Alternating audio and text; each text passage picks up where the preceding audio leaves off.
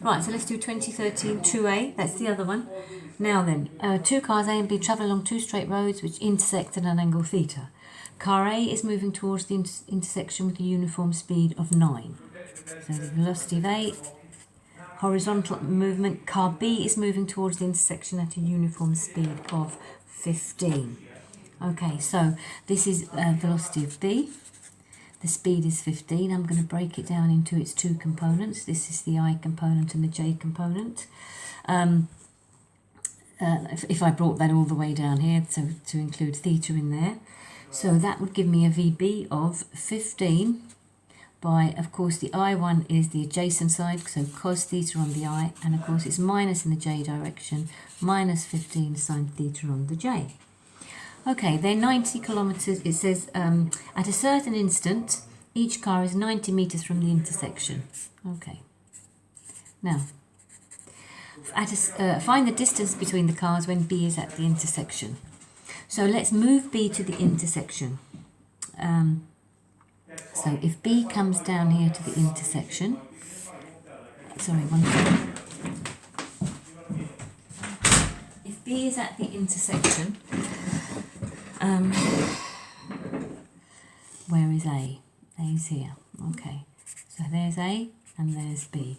Now then, find the distance between the cars when B is at the intersection.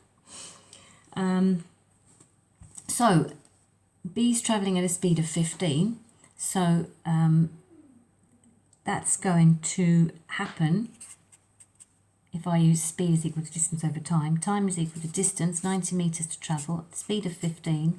That will give me 6 seconds. So it's going to take 6 seconds for B to reach the intersection.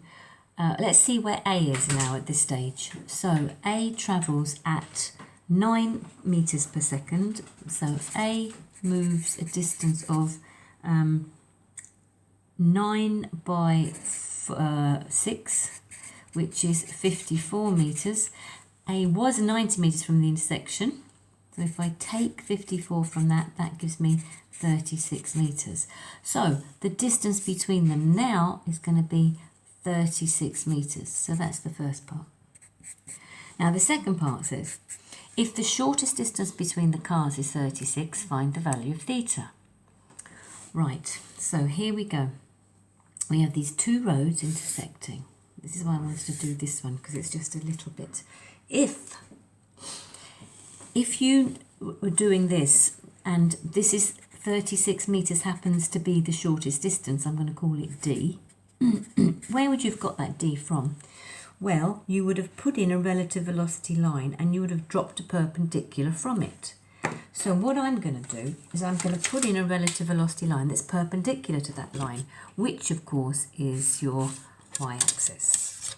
So this would be my velocity of B relative to A. Now, a question says we've got to find theta. The slope of this relative velocity line then, if it's the y-axis slope, the slope is going to be infinity.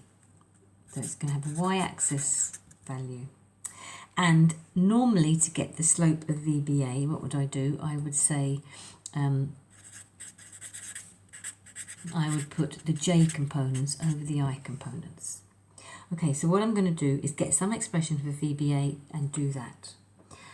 So VBA, here it is. Where did it come from? VBA would be the velocity of B minus the velocity of A.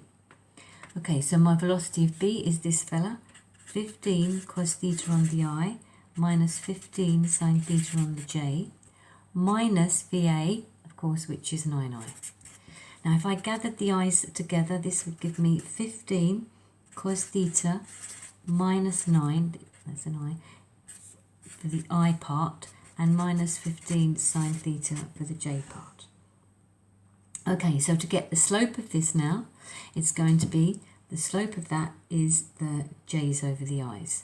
So the slope of VBA is 15 sine theta over 15 cos theta minus 9. But of course I know that that's infinity.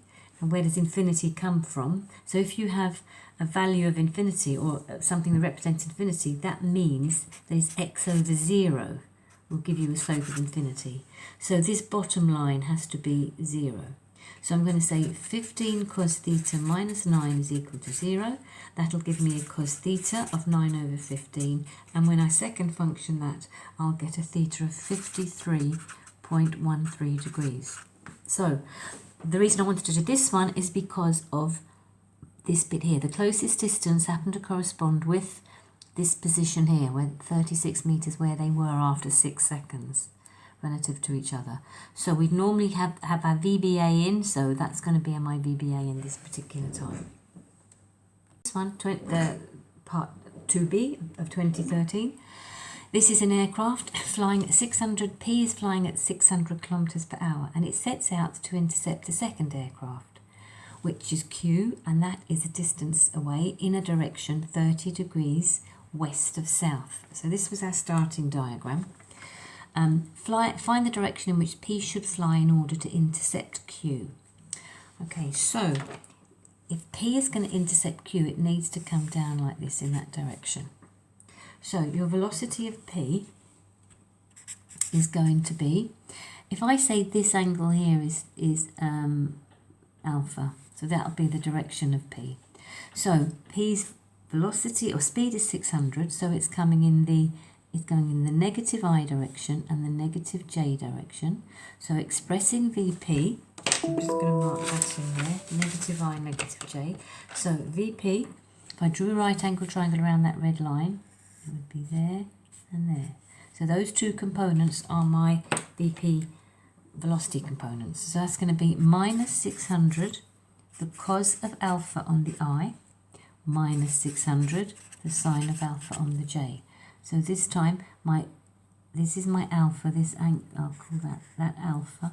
So of course the J component is opposite the angle, so it's sine this time. Okay, so I have an expression for my VP. Now then, what do we know about VQ? Well, VQ is travelling in easterly direction, so this is 600i.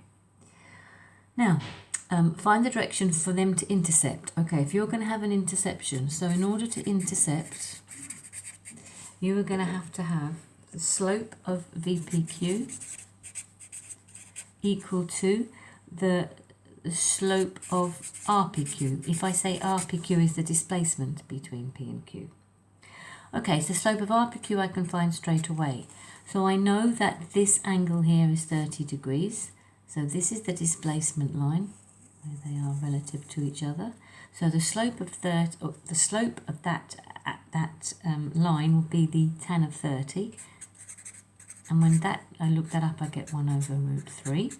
So that should be equal to the slope of VPQ. So I need to get VPQ first and then get the slope. So let's get VPQ. VPQ is minus 600, the cos of alpha on the I, minus 600 sine alpha on the J. And then I'm going to minus 600i from it. So, gathering the i's and the j's, I'll say that's minus 600 cos alpha plus 1 minus 600 sine alpha on the j. So they're the I components and they're the j components.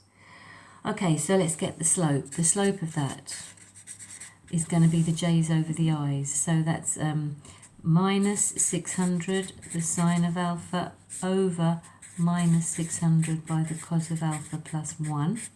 Those 600s will cancel, so I'll just be left with the sine of alpha over the cos of alpha minus 1.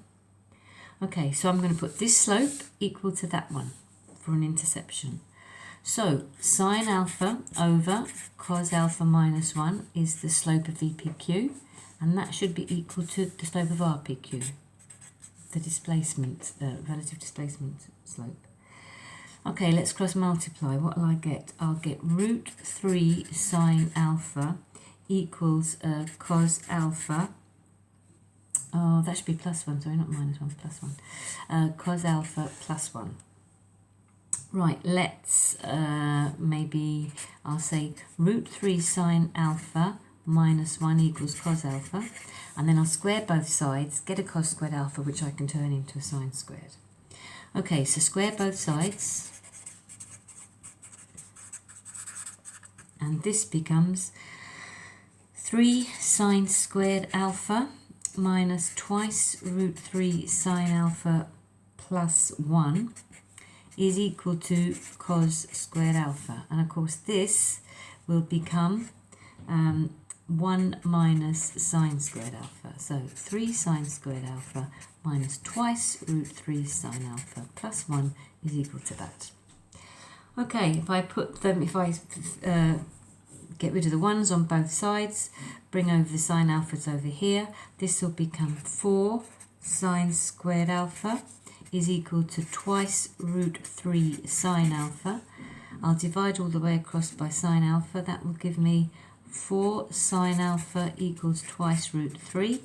So sine alpha is equal to root 3 over 2, and I'll get an alpha of 60 degrees. That's the second part of the question.